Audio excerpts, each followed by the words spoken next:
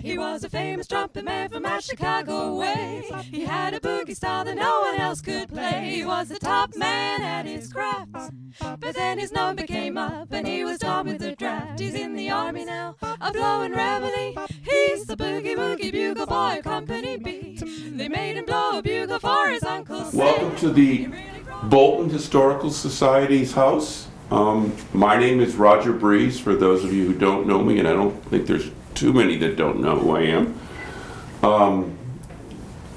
And what I'd like to do is welcome you all here. Before you leave today, I'd like you to take a couple of minutes and take a look at some of the displays that we have around. In the back corner with the 4 signs in the top is Mary Elizabeth Haynes. She was our first nurse in town. She served in the Civil War. Her brother was dying on the battlefield, and he wrote a note to his sister we could really use some nurses in Washington, D.C., and she went down to Washington and served in the Civil War for us. The Hayneses lived over on Still River Road. On this table here, we have a clipping of the World War II nurses in the Worcester Telegram. They wrote a whole subsection at the end of the war about nursing in World War II. On top of that, we have a little poster of our other nurses that served in Korea and Vietnam. We had 2 ladies who served in World War II, Korea, and Nam. Ruth Whitcomb and Bernie Surface on the thing. Then in the front table also, Ruea has brought back a bag for gas masks that they carried around. They got to wear all the time when they were over in Europe, and a piece of a parachute of a souvenir she has. Behind me is a what kind of dress is this, Ruea? Well, this one that I just brought in? Yeah, the one you just brought in. That was the one that we could wear to dances and so forth. It was not a Class A uniform. That would be this one here. But it was more recreational, and we could wear it down to the officers' club. In our own unit, they have an officers' club, and we could wear it there to go to dances, instead of having to wear the Class A uniform, which was the jacket. This is wool. And even in summer, it was still wool. Oh, it was cool. Will Breeze, right? Oh, really? Yeah. Not so. And I'll tell you a story about that when I'm talking to you. Now you got a break for a second. And then we have her young lady picture in 1944, dressed in her uniform. And I'd like to thank, at this point in time, Mary Chomo and Alice Coggeshell, 2 Historical Society members. They're the ones that dressed the mannequin on a thing. And I thought that was an easy job. It ain't. It's just not easy to do that. Let's see, anything else? Tim, am I missing anything else? This is your show, Roger. This is my show. The historical. Actually, it's Ruea's. It's going to be Ruea's show in just a minute. Every Thursday, the Historical Society is open from 1 to 3. If there's anything that we can do in the way of history or anything about the town or pretty much anything, we're here to answer any kind of questions on the thing. If you look over here, there's one thing I am going to point out is some of you remember Florence Sawyer. Oh, yes. This over here underneath the glass is her frog display. Oh. Florence loved frogs, and she was the leader of the 4-H for 38 years. And many times for Christmas or her birthday, the gift that the moms gave her, like a shiny apple to the teacher, they gave a nice frog to Florence. So many of them are displayed, not all of them. There are more upstairs. Over 200. Yeah, over 200. Really? Okay. So she saved them all. I bet she did. She saved them all. I think at this point in time, I guess the next person to introduce is the young lady who was born, as she tells me, she wasn't born in Bolton. Her dad sent Mom to the Clinton Hospital, so she was born in Clinton. She was born and raised really on Sugar Road, pretty close to where some of you know where Golden Run goes up. The new development that's going in is Houghton Farm. That was Ruea's land. And to me, one of her favorite stories, I'm adding on the thing now. If you look, there's a windmill behind the barn. That was her dad's. The house. It's behind the barn, too. It's behind the house. There's no barn there. Yes, dear. It's behind the house. Yeah. It's still there. Yeah. I think it's the only windmill that's still up in town. Other than that, I know you started serving in September 1944, and you were home by July of 46. July of 46. Yeah. And now I'm going to turn it over to Ruea. I'll let her talk for a while if you have any questions.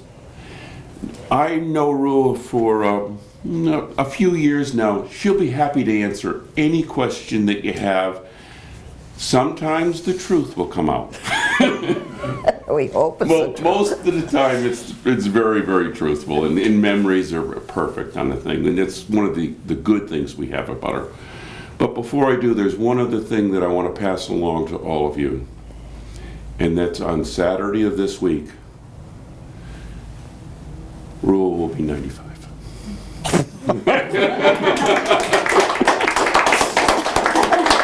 Now I'm going to turn it over to Me. Mrs. Baum. Oh, okay, thank you. Thank you very much, Roger. And it's nice to see you people here. I can't see well, but I can see heads and bodies, not faces. But I grew up, as Roger said, on Sugar Road, on a farm. My parents were quite a bit older. They didn't have children when they were first married. Then they had 2 girls. My sister was 2 years older than I, and her daughter is here today to listen to me talk. And as I said, we grew up there. We didn't have electricity on the farm until I was in the 9th grade. And I can remember the night that we came home, that we walked home from school, and as we went over the rise, just where we could see the barn, all the lights were on in the barn, and my sister and I started running because we had been to 4-H at Mrs. Sawyer's, of course, and we both started running as fast as we could go because they had electricity at the house. Of course, we only had, a light bulb here, a light bulb there, but we had electricity for the first time, which was quite a good thing for us. We did have running water because we had the windmill. And the windmill pumped the water into a cistern on the hill, and from there the water ran down to the house, to the sink in the house, and to the barn for the cattle. It wasn't a large farm, excuse me. And of course my father didn't have daughters, but he always had a hired man. The 2 girls, we could do some of the farm work, but he never expected us to do a great deal, because it wasn't women's work. He was brought up that women had a certain work to do and men had certain work to do. So we didn't have to do a lot. We helped with the haying. And we could drive the horses, and both my sister and I could harness the team of horses, hitch them up, and drive them. But we didn't have a car. So every place that we went, you went in either a horse and buggy or you walked. And I went to school here in Bolton all the way through, 9th grade here, and then to Hudson High School. And then I went in training at the Clinton Hospital in Clinton as a student nurse, and graduated in 1943. And then I worked for 2 years at Martha's Vineyard Hospital on Martha's Vineyard as night supervisor. And I decided that I was never going to get out of a job of working nights, so I decided to join the Army. And I signed up in the Army to go, and went in September, and was sent over to Europe in December of the same year, 1944. 1944. And we went on the Queen Mary. We were scheduled to go to a hospital in the Aleutian Islands. They had just built a new hospital out there, and our unit was a general hospital unit, and we were scheduled to go out there, but the hospital burned. So instead they sent us to Europe. And we left New York Harbor on the 13th of December and landed in Scotland on the 20th of December. And we sailed on the Queen Mary, which was wonderful, really, but wall-to-wall people. You couldn't walk anywhere without running into somebody.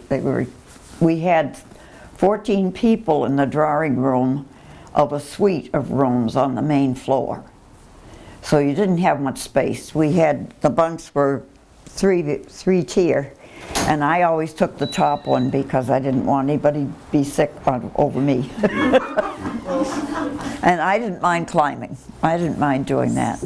We had, when we first went into service, we had basic training, same as the men had. When they put us on the wards, we had to get up at 5 o'clock in the morning and do your basic exercises and so forth, and then you went on duty at 7 o'clock.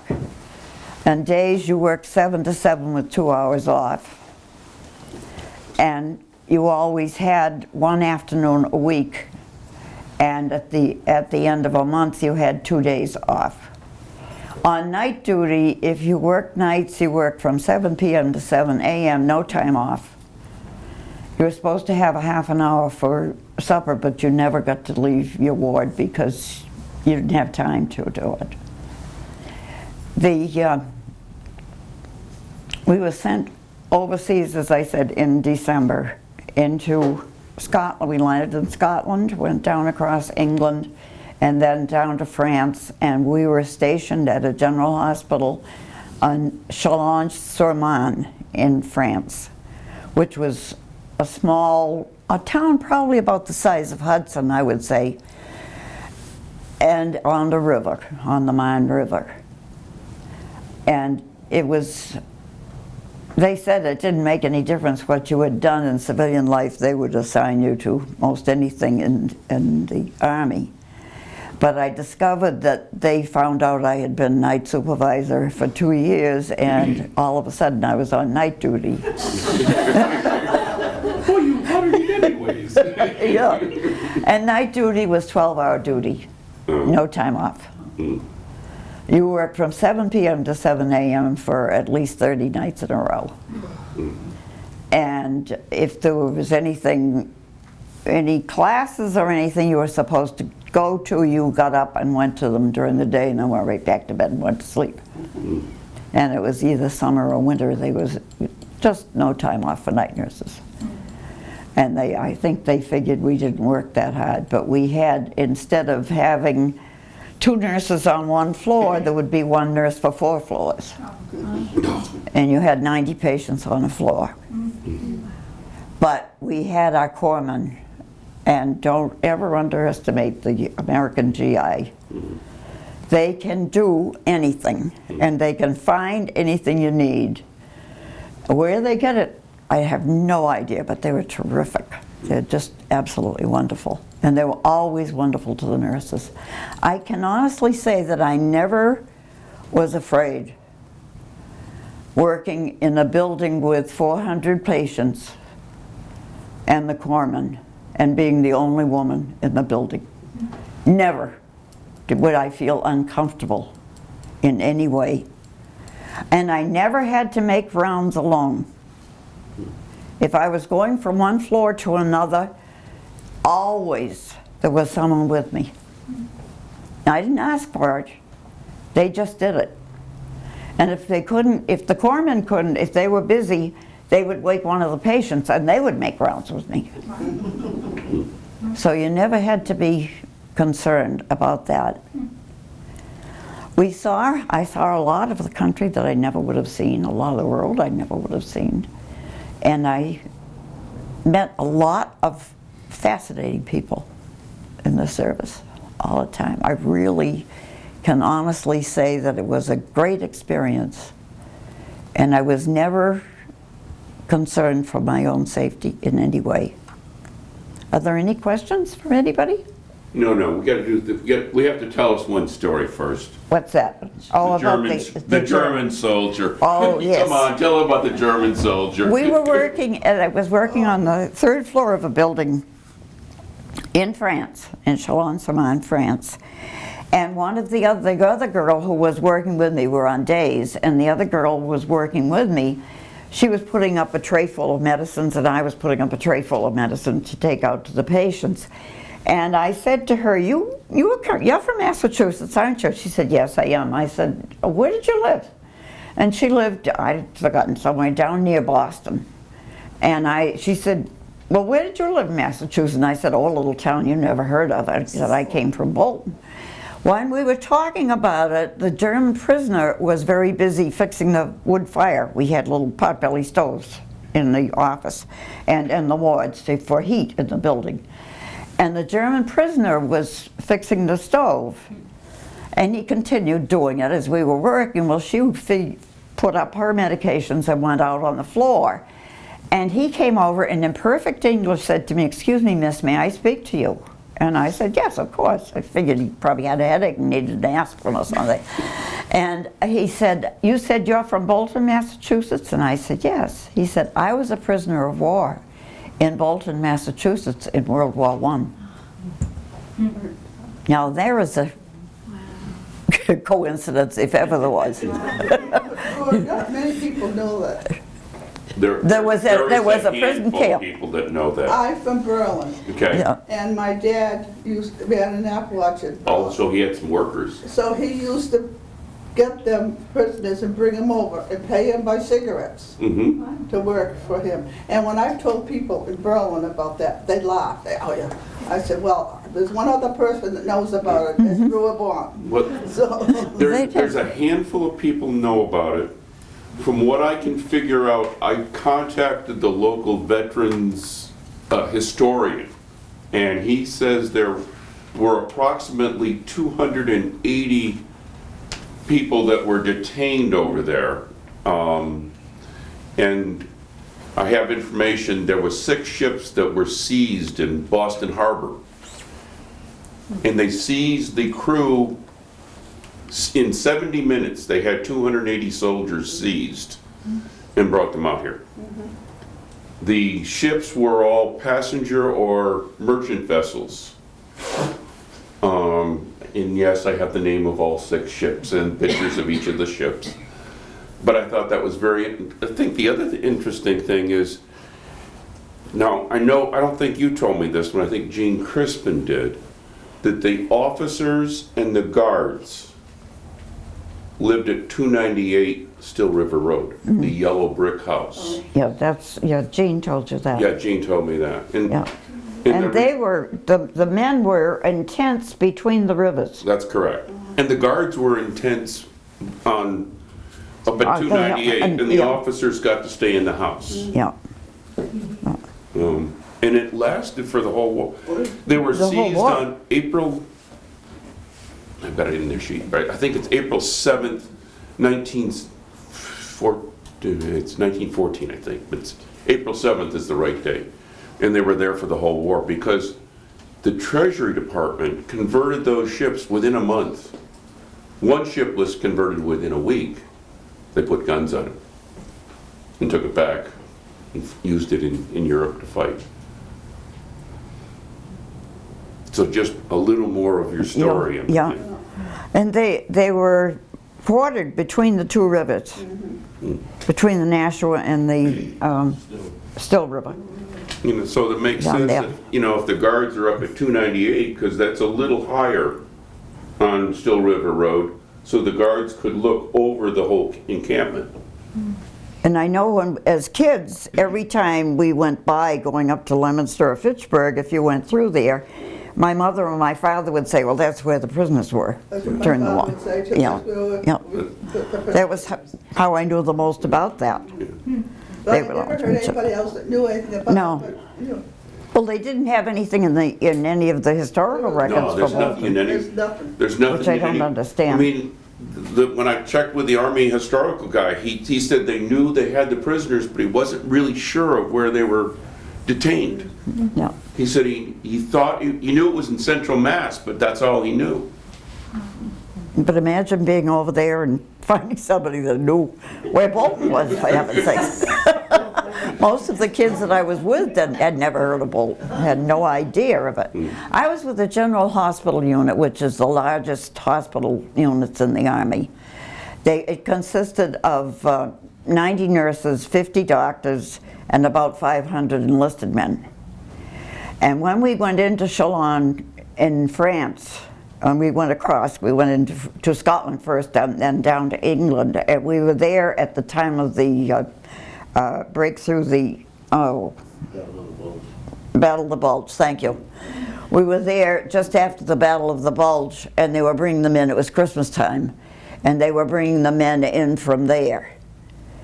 And then we went across into France and set up the hospital. We took over a school, a cavalry school in France, and they made the stables into hospital wards, and of course the quarters into hospital wards. The place that I was scheduled to work was a 4-story building, and I had 90 patients on the floor. And I was put on, as I said, on night duty again and again. I would be off for about a month and then I'd be back on night duty again. But it was, you had 90 patients on the floor at 4 floors, and I'd be the only woman in the place.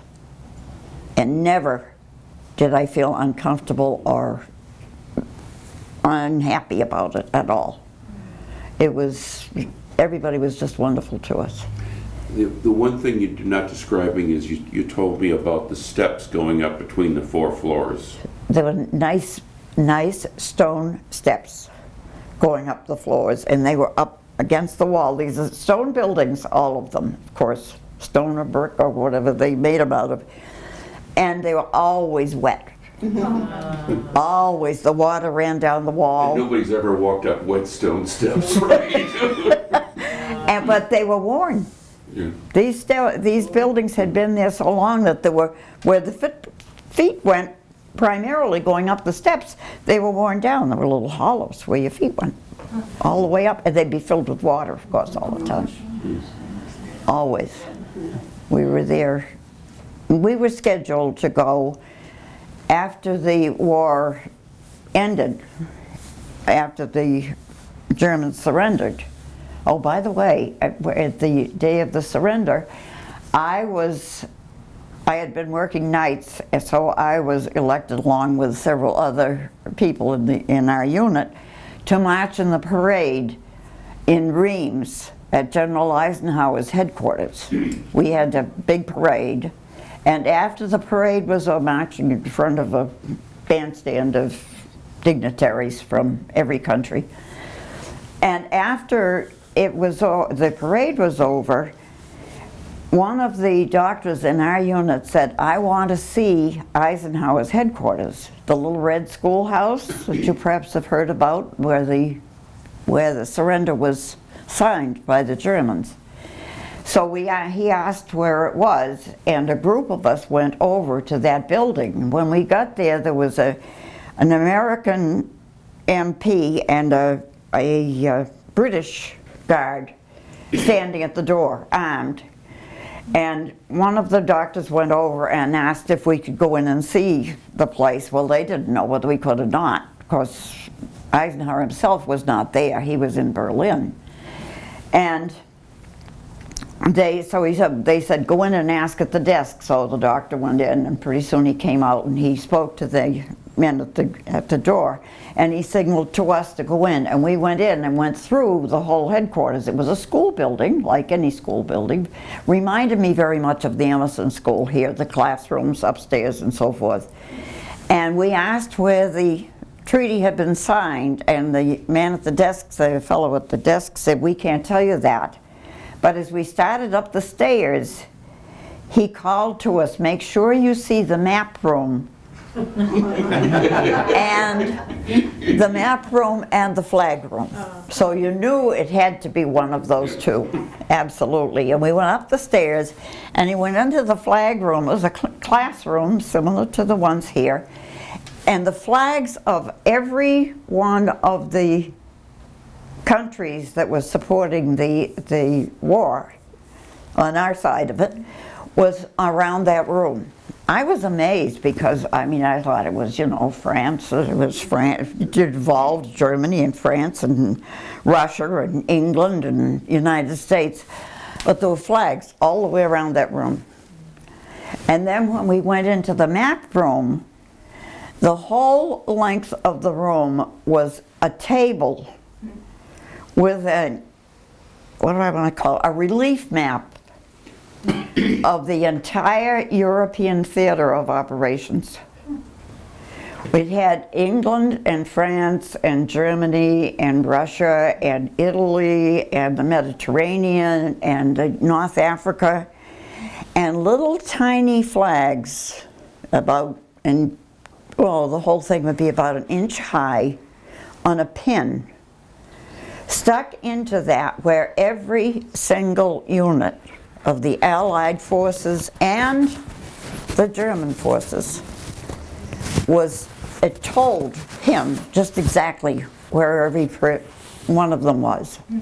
So he could go in there and study that, or any of the officers could go in there and study that and know where their units were and where they wanted to send them.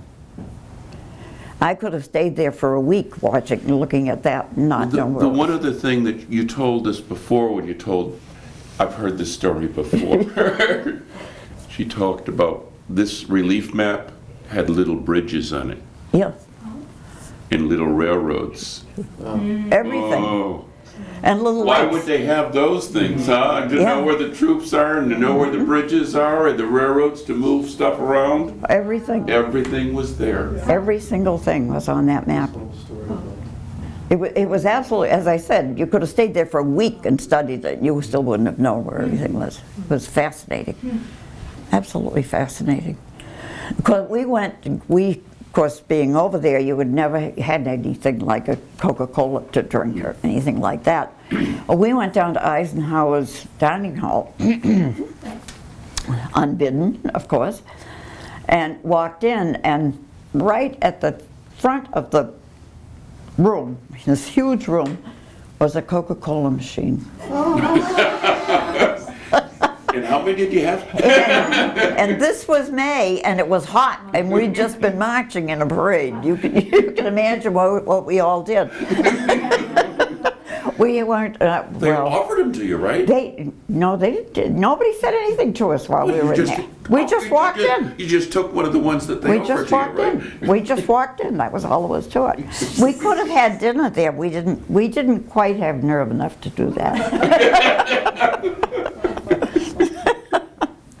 But are there any other questions I could answer for anybody?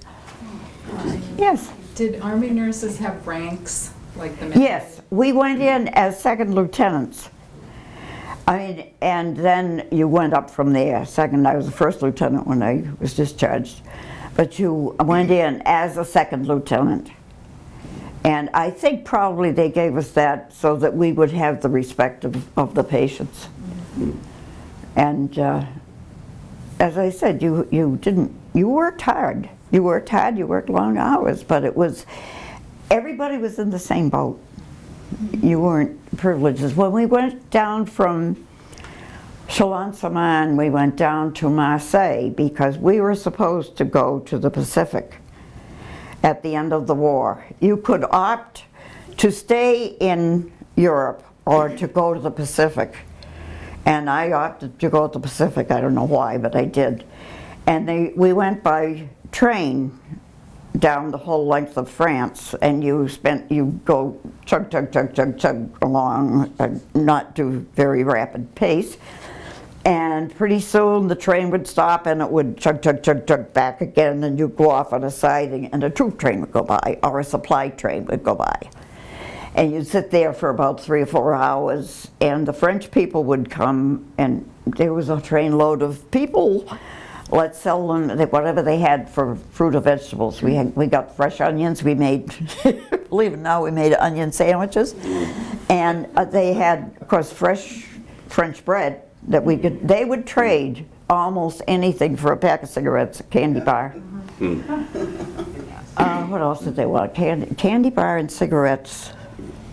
Oh, what was the woman on our ward worked? She used to do our laundry, wash our sheets, make our bed, clean our rooms, clean all our uniforms, wash them and iron them. And she got a pack of cigarettes and a candy bar. The cigarettes were for her husband, the candy bar was for her son, and a bar of soap for her. And 10 centimes, which amounted to 10 cents a week for doing all that. But the bar of soap was huge. A bar of soap was worth your life, especially if you could get the brown soap that we used to have for the, I don't know if any of you are old enough to remember it or not, but the laundry soap. You know, the Felsnetzer. Yes, Felsnetzer. If you could get that, that was worth your weight in gold, practically, for them, because their ration was 1 cubic inch of soap per person per month in Europe. And when we finished eating, they always had the garbage pail outside of the mess hall. And when you went to clean off your mess kit and so forth, we weren't supposed to leave any food, because the kids would be, French children would be standing around the bucket, and they'd have their little sacks and scoop up all the bones that you put in, or all the skin, or, you know, if you had chicken, your chicken skins and so forth, and the bones from the chickens, they would scoop them up, they'd take them home. That was their food. And they never, the girls that worked on our ward, the French girls, they had no leather shoes. They had wooden sole shoes that they wear. The soles were thick. They were, 1.5 inches probably to 2 inches thick. It must have been terrible things to walk in. Mother sent me a new pair of loafers, because mine were all worn out. They were all run down at the heel, and I had the toes out of them. And I sent home for some, and my mother sent me a pair of loafers. So I put my old loafers in the wastebasket. Never gave it a thought. And the French woman came into my room. She held up these beat up shoes, and could she have them? Could she have them? I said, well, of course she could have them. You would have thought I'd given her $1 million, because they didn't have the supplies. They didn't have the food or the clothing or the transportation there. Everybody was they were either on bicycles or walking. And you'd see the women go out in the morning, the women with their 2 or 3 small children, and go out from the center of the town, out along the edges of the village, and come back later in the day with it loaded with brush or sticks or anything they could pick up for firewood, because they had nothing. They had been, well, they'd been at war for a long time by the time we were there. Mary, you have a question?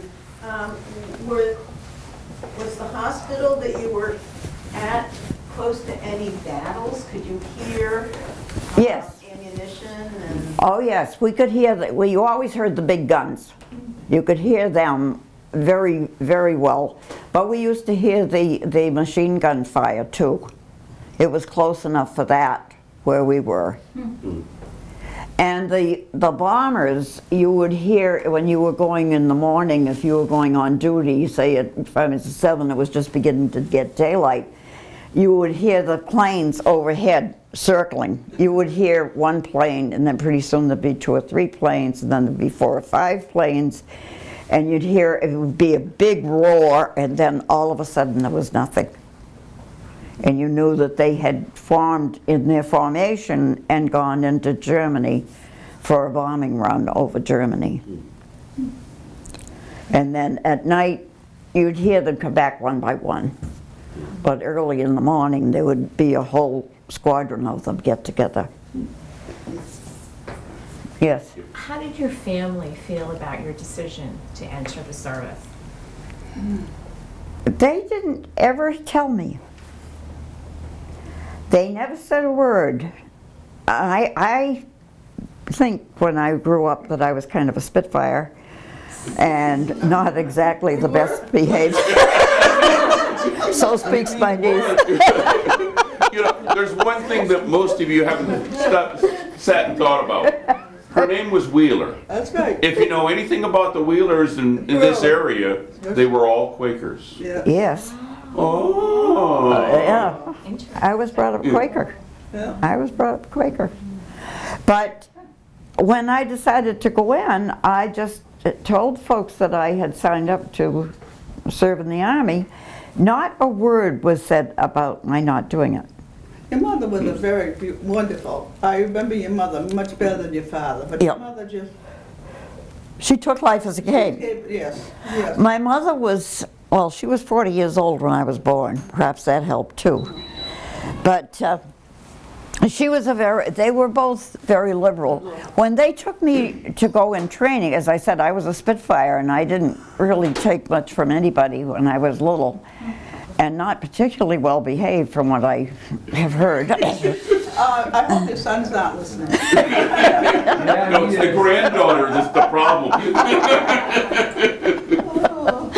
But when they took me to the hospital and left me there, my father said, she'll be home in a week. And my mother said, oh no, give her at least a month. Because they didn't say, I mean, nurses training, you were right there under everybody's thumb. We didn't have time off at all. You couldn't, if you worked 7 to 7, you got 2 hours off during the day. If you were working days, you had 2 hours off. Plus you had time off to go to class and of course to get your meals. But if you worked nights, you worked from 7 p.m. to 7 a.m. You had to get up and during the day to go to your classes and go back to bed and sleep as much as you could. And you worked for 30 nights straight without any time off. But you didn't have any free time and you had to be in your room at 9:45 and lights out at 10 o'clock. And they were really strict. They came around and made rounds. Of course, we used to pull the blankets up over us and sit there and study because you had to. You had to get your studying. But it wasn't an easy thing to do. But everybody was in the same boat, so you didn't mind. Any other questions? Were there any soldiers that stood out, like that you still remember, certain soldiers maybe that touched you or their story touched you? Yes, there were some that did. I think the ones that touched me the most in our building were the men, the older ones, who were going home with perhaps amputees, and they didn't know how they could go home and face their families. And I can remember one man saying, I can't go home after what I've done. I can't face it to go home. And we did have suicides. We tried to separate these men and give them the help that they needed. But a lot of them had seen so much and done things that they couldn't really face. It was... Tim has a question, so you relax a little after that. Okay. So you stayed in France, you didn't get into Belgium or Germany at all? No, I didn't get into either one of them. The time frame that you mentioned is very similar to what my dad did. My dad was also a non-combatant. He was a chaplain. Yeah, And they were billeted with the medical detachment. He was with the medics. yeah. He was more on the front lines, though. He was not in the hospital. But it's something that people have to keep in mind about what they call non-combatants, which is, people talk about heroes, the guys with the guns. Believe me, the non-combatants are a world unto themselves. I always wondered how my dad, being a non-combatant chaplain, wound up with a Bronze Star. There's interesting stories out there, and I just want to say this is, well, thank you for doing what you did, and all the other non-combatants who, did being a Quaker play into that? No.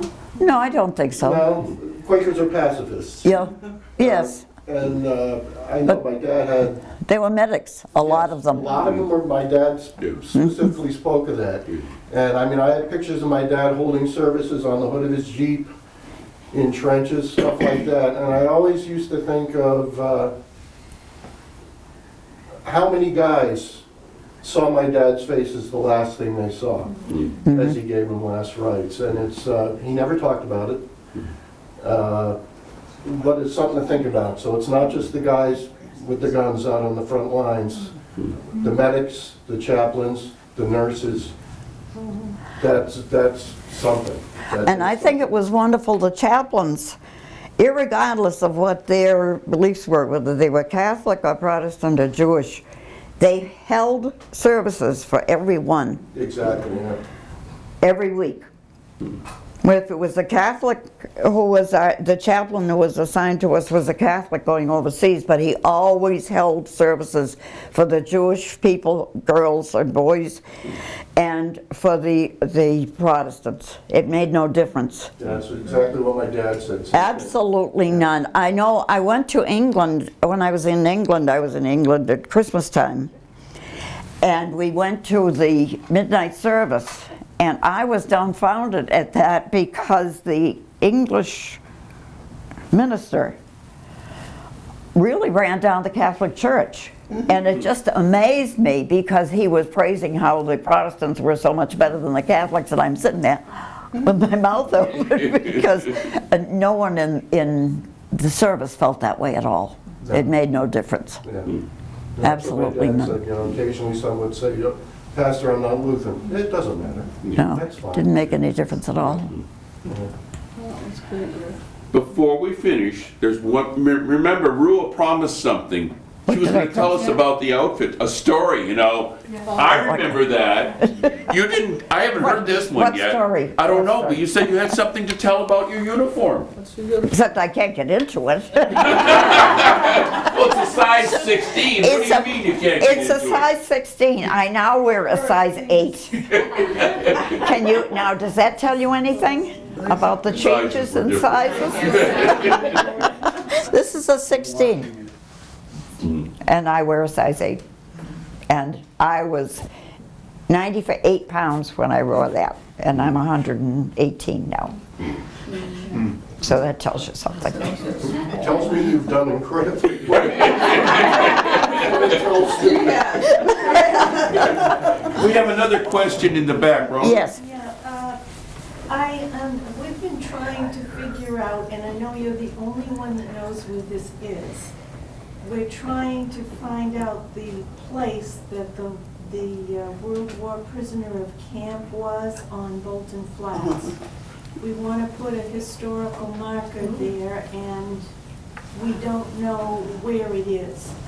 I don't know exactly where it is. I just know that whenever we were going to Lancaster, as we went between the two rivers, on the right-hand side, my father or my mother would always say, that's where the prisoners of war were during World War I. As I said with her, that's what my father would say, there's where the prisoners were, we'd come and get them. So But you it's got- you got between the two rivers, between the Still River and the Nashua River. Because there were two prisoner of war camps over there, one on Devon's and that one. Yeah. And, But the Devon's one was later. Later. on the- yeah. That was Yes. World War II. That was World War II. I just don't want to go Yeah. putting it in the wrong place. Put it pretty close to the Bolton side. Because it was it's between- obviously right on the Bolton-Lancaster line, and the thing is It probably must the be. west side of it. It must be, and it was between those two rivers, that's all I can tell you. On the right, and they always pointed to the right-hand side as you're going toward Lancaster.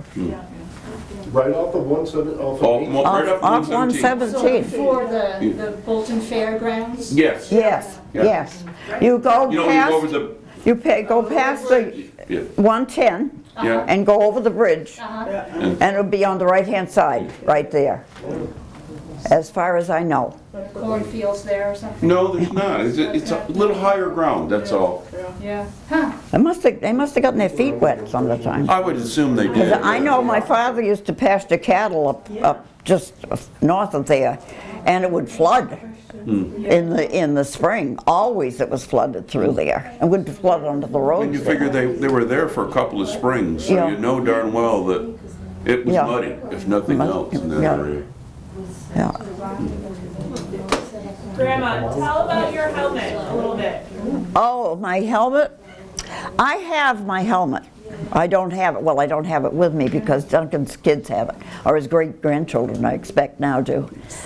But when we came, after we came home, we had to turn in all the things that they'd been issued to us. For instance, mosquito netting, which everybody had lost. Europe's probably covered with it. Gas masks, Europe must be covered with those too. We know none of us had that. And anything that we lost, we had to pay for. We were officers, so we had to pay for it. And you had to change it. We had a wristwatch that we turned in, and a blanket, and a bedding roll, and what else? Oh, what else did they give us? Oh, canteens, mess kit, all these things you had to turn in. So, and if you didn't turn them in, as I say, you had to pay for them. Well, we went around the tent and turned everything in, and I turned my helmet in, and I was walking out the door of the tent, and as I was, the GI who had been collecting all these things threw the mess of them up on top of a pile of helmets in the middle of the tent. And my helmet rolled off, landed on my foot, and I looked down, this thing landed on my foot, and I looked down and it said, Wheeler, Ruer, and First Lieutenant. And I leaned over and picked it up and carried it out. And my great-grandchildren play with it today. So I suppose it's quite illegal that I have it. It doesn't matter. I don't know what they did with all of them. Rue, did you wind up going to the Pacific Theater? No, we didn't. We were loaded on the ship and headed for the Pacific as far as we knew. They had, and well, as a matter of fact, the Japanese had surrendered the night before we got to Marseille.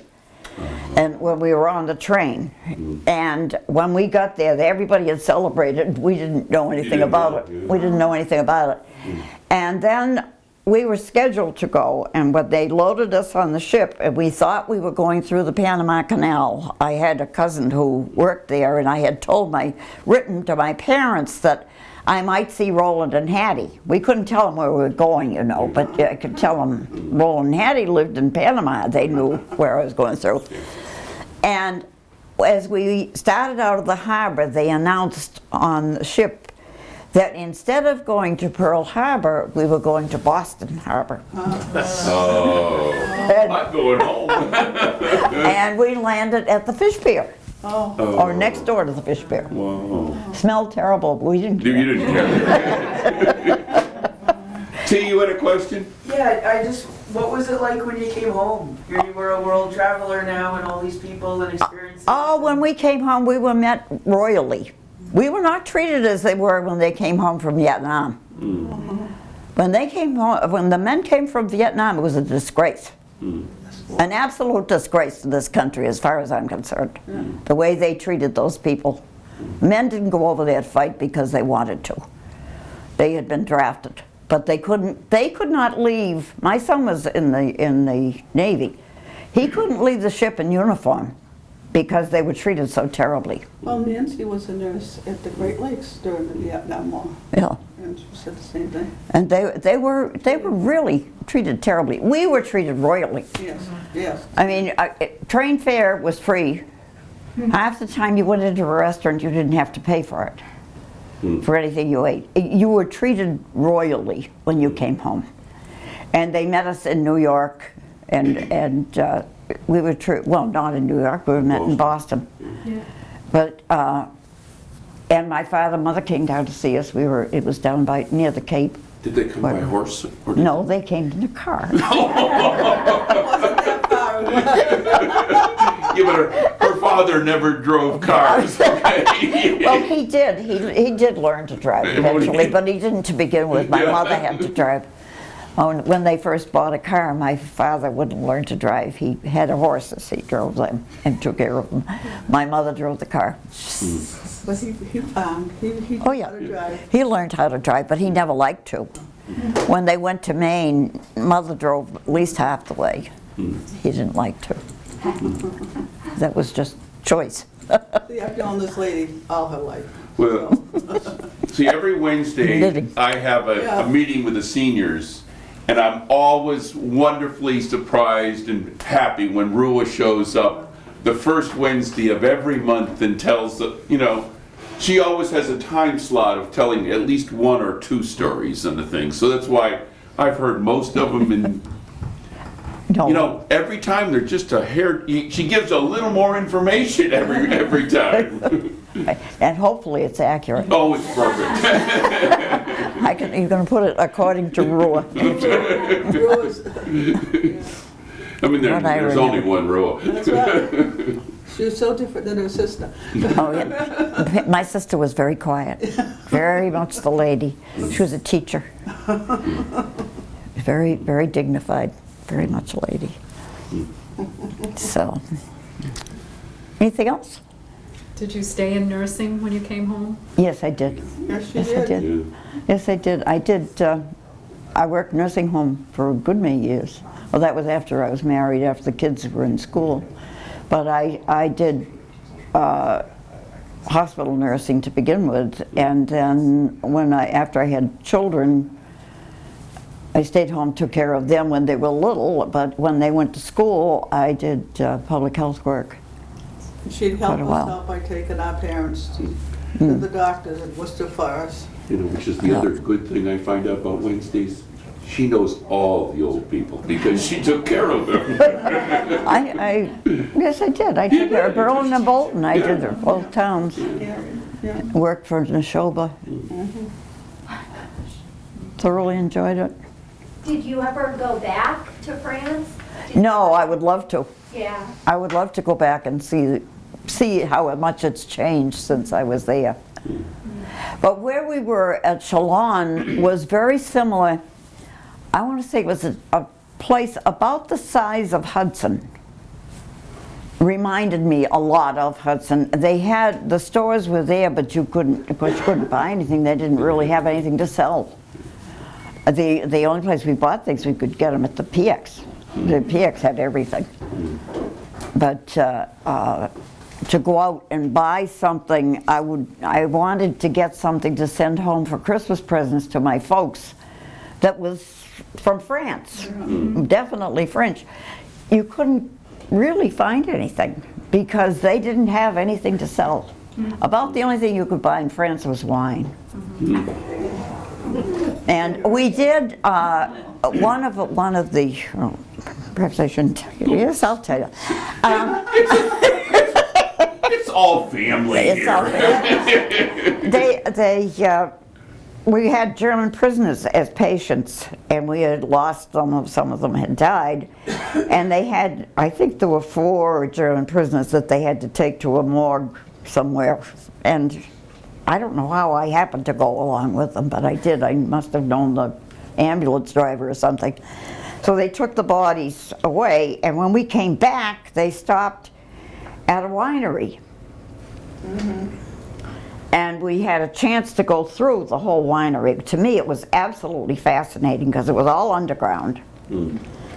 And they had rooms probably the size of this room. Not as wide, but as long as this room. Several of them. And over the top of the doorway into each room was the name of a city. San Francisco, Austin, Texas, London, England, all this way over the top of them. And they put up, the wine was put up specifically for that area. And the wine racks were on the walls, and from the bottom to the top were these little slots where there was a bottle of wine in each one of them. And these women spent the whole day turning, quarter turn, every bottle, all the way up, all the way down, all the way around the room. That's all they did all day long. Giving that wine a quarter turn. It was at an angle. I can't tell you, I guess it was, so the head of it was up here. The pouring part is there in the bottom, in the slant. But they turned a quarter turn. And that's all they did all day long. Think how your wrists would feel. It was fascinating to see them. Of course, we all got samples. Wine's not my favorite. I don't care about it.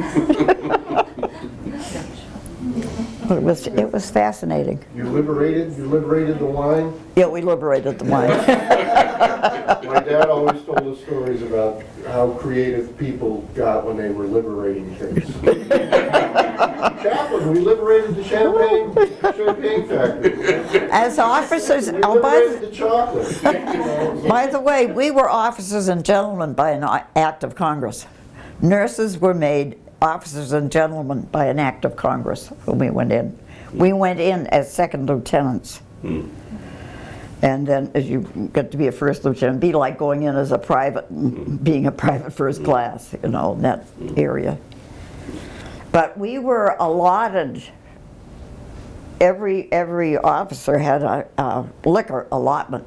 You paid for it, or it came out of your pay. But you'd get like a half a bottle of scotch and a bottle of Irish whiskey and maybe a bottle of wine a month. And if you drank it, if you drank, that was fine. If not, usually we gave it to the corpsman. If you didn't drink.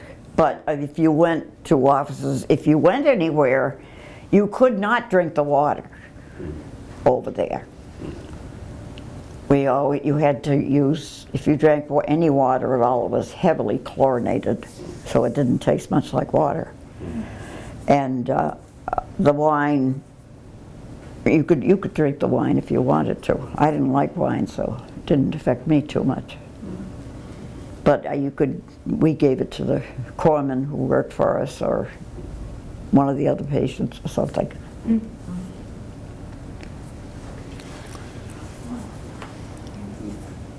Thank you very much. And Please, we have... Attitude, he blows it 8 to the bar. It's boogie rhythm, he can't play it out unless the bass and guitar is playing with us.